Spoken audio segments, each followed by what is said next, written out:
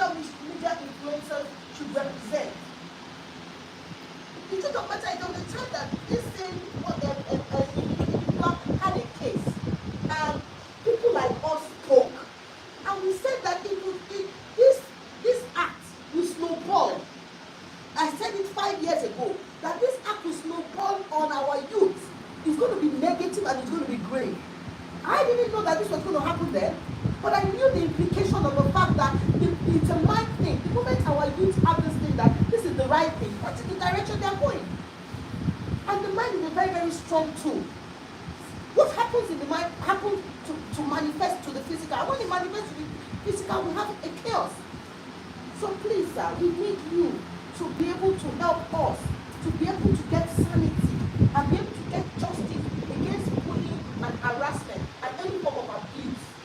Because when we are advocating for what we are advocating for, we need your backup for us to get the way forward. Last but not least, we are advocating to have a proper burial for Mohbad. We want to have a proper burial for him. So we will need to speak with the family, and then we need your consent so that we can go ahead to be able to because it's not Mohbad from the family or Aloma. We had come a national entity. So the mother has agreed. So if we have a date, if we have an idea, the father to also exactly. Because we do not like the respect. Something because it stands as a symbol of strength and voice for his honor. Proper way and respectful. And also protection for the wife and the son is very, very key and champion. That is the only thing those are the only things that we remember of Mohbad. It is very, very key. Even beyond the physical what we are saying, sometimes, I'm sorry, we can have secret security on them because they are the target right now. We do not understand the danger that these people are in. We know that God will protect them, and the one that has died will not die in vain. But we also believe that we should also take physical appropriate steps so that we can protect this young lad and the mother. Thank you very much for giving us this opportunity. Once again, we are very, very peaceful Nigerians. We do not like chaos because we have our lives and properties to protect as well. But what we just don't like is injustice. Any form of abuse, we will fight against it. And the fact that you had reached us or reached out to us, we believe that God wants us to collaborate and want to achieve greatness and to achieve success on the matters arising. Thank you very much for your time. Sorry, sir, I want to have to say. I was talking to the mother, and like I said, she was assured that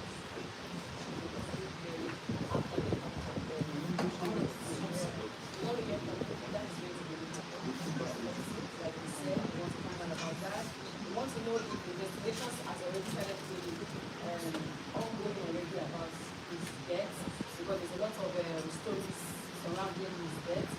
We really appreciate that. And sir, we would like to use help. We want you to help us to submit this. To find out a way that a law can be put out there that if a young person is signed to a record label, either music, acting, whatever label, if that person says, I do not want to belong to this record label anymore, we don't think such a child should be harassed, beaten. There should be a law whereby when there should be an office or a place that they can go to, a special force that is assigned to that, so that they can go there and lay their complaint about it, and they can take up. Because, sir, there's a lot of young people out there who are coming with such complaints, and we would really like you to please help us with your public office to also look into this. And also, sorry, I remembered something. When the boy died, when Mohbad died, we had some people that were around him. The hospital we went to. I don't know if there is not, I don't know if you can just help us find out. Not to arrest, but to investigate further. Interrogate. We need to know How what to interrogate everyone that was involved. Yes. Once the because we're talking about Sam Larry, Naramali, they're not the ones that physically killed him. Yeah. You know, if he was killed. So that autopsy is extremely important. It has to happen first. Understanding the cause of his death, who surrounded him in that period, interrogating every single party that was involved, and then taking it from there. So I think the autopsy is extremely important. Another thing that I want to point out, because I'm on live, it's my first time on live, and everyone just feels like the police are not going to do anything. That's all I'm seeing. There's 2,000 comments, the police are not going to do anything. You guys are wasting your time, go home. So clearly, Nigerians don't trust the police. And I mean, you can't really blame them. There's certain things that happen where we don't really feel like we have the protection of the police. So I really feel like this is an important time for the Nigerian police to rise up to the occasion. You know, people feel like maybe Sam Larry or whoever else is involved has paid the police, or they're going to pay them off, and for that reason, the police are not going to do anything. And so because we have that impression, I feel like it's imperative for the Nigerian police to ensure that that mentality is wiped away from the public. This is just an opportunity to rise to the occasion, in my opinion.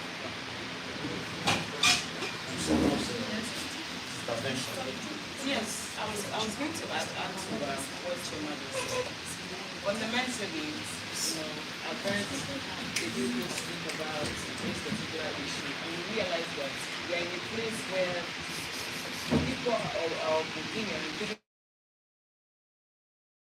some other Nigerians. So what you should actually be in real sense is no Nigerian is better than other Nigerian. At the end of the day, when we all die, everybody's going to go on the ground with absolutely nothing that's going to happen. And that is why it's very, very important in this moment that we give the youth especially that hope. It is very, very important because I personally, I said in the video I did that I've lost hope in this system. And this is from my own personal experiences. I've had cases that took me to the police station and did not feel happy. I've had cases where I was not at fault, but because somebody voted before me or spoke before me, I ended up being at fault. And these are the things that scare me personally. And that's why I said it could be absolutely anybody. So this fight is not just a fight of, I want you to serve. Please, I really love and appreciate the fact that you are so warm and welcoming, and that alone is giving me another type of hope, which I really hope that this meeting would also be an extension for other people that are watching this video live. And I just really want that this particular occurrence can give people that extra hope. Because you see, sir, with hope comes the courage and confidence to speak. When people don't have hope, then there's not going to be any courage. You see, I also understand that a lot of the videos and the pictures and whatnot that we see on Instagram might not be relevant or usable or, I don't know, to you. But people actually have to come out and say, oh, I was there. I saw this happened. How exactly are they going to come out to say that or to do that if they have no hope in the system? So the reason we're asking to know how it is going, what is happening on, and when it is happening, is so that other people who can come out to say meaningful things that will help the society at large will have the courage to come up and say, okay, yes, I can actually say this and do this, and something will be done about it. That something will not be done about it is a major fear. And as long as that fear exists, I'm afraid that we might not be able to do anything. So once again, thank you so much, sir, for giving us so much hope with this conversation, and we are simply hoping for it. Sorry, I have to say this for the last, I'll try and make this my last. Okay, because me, I have raised a lot of youths, young girls, and I have a lot of youth that are crazy, so they give a lot of questions to me. Our children, we also grew up with the fear of knowing that you can come out openly and be threatening people and not get repercussions for it. We need you, sir, to help us look into the law on those that are writing the law, to help us take this to them, that we as parents, we are very much concerned because our children now believe that when you come on social media and threaten anybody, nothing will happen. Because they believe that the police force believes that social media is just a child's play. To them, it is not a child's play. We need to accept the fact that social media has come to stay for now. And a lot of our young ones learn and pick up a lot of things from social media. So if you come on social media and you threaten somebody's life and you get away with it, you are actually teaching another child that he or she can do same. And they don't just, I mean, you know children, when you give them one thing and they do it and you don't caution them about it, you know, they will do 2, 3, 4, and 5. Yeah. And then, before you know, killings will start to happen.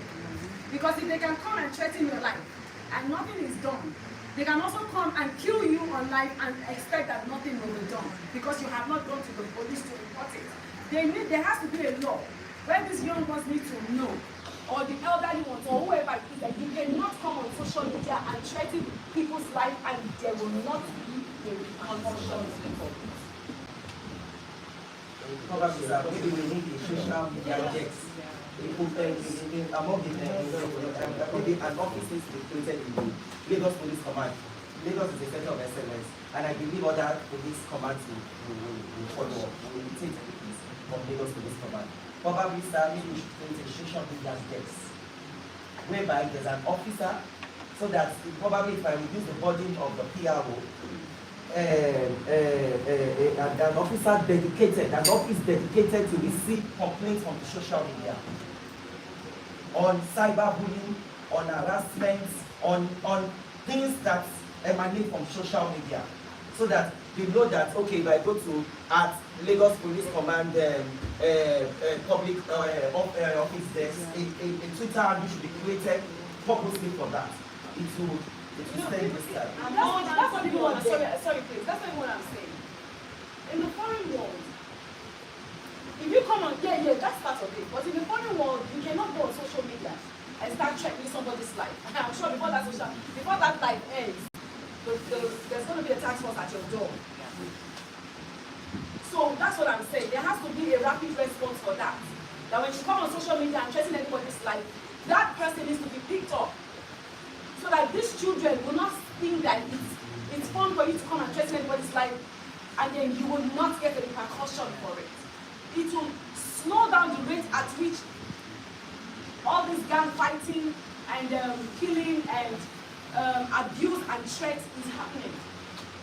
Because many times this boy, Mohbad, came on social media, videoing these people that were harassing him, and nothing was done. Nothing was done, and that was why they kept all these other videos that is now circulating. They had it, but when they released 1 or 2, 3 and nothing was done, they kept the rest. Because they kept telling them that if you put it on social media, it's no longer in evidence.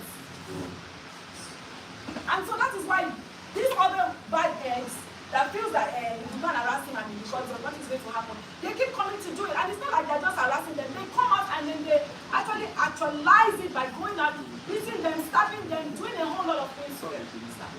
So once anybody comes on social media to harass anybody, there should be a rapid response that is monitoring all these things that will go for them. Because I know that you're humble on this level for this, so that we can keep our children safe. It's very important. Just a few minutes. My colleague, another person has